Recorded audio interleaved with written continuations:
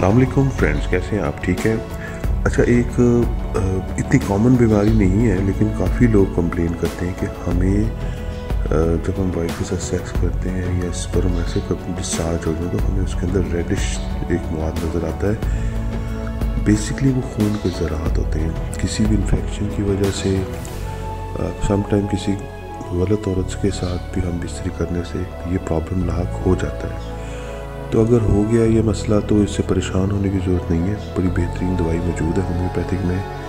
आपने करना क्या है कि होम्योपैथिक मेडिसिन लाइकोपोडियम 30 की पावर में ले लेनी है। इसके 5-5 कतरे दिन में 3 से 4 दवा इस्तेमाल करें या हर 4-4 घंटे बाद इस्तेमाल करें।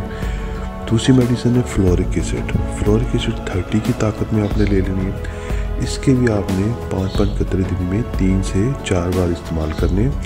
तो चंद दिनों के इस्तेमाल से आपका ये मसला इंशाल्लाह हल हो जाएगा। जो स्पर्म के कलर है बिल्कुल सही हो जाएंगे, रेडिश टोन ख़त्म हो जाएंगे। जो वाइट से थोड़ा सा कम कलर होता है, जो सही स्पर्म होते हैं, जो इस पर मैं एक वीडियो इंशाल्लाह पूरी बनाऊंगा, तो इससे आपका ये वाला मसला कम से कम हल हो जाएगा।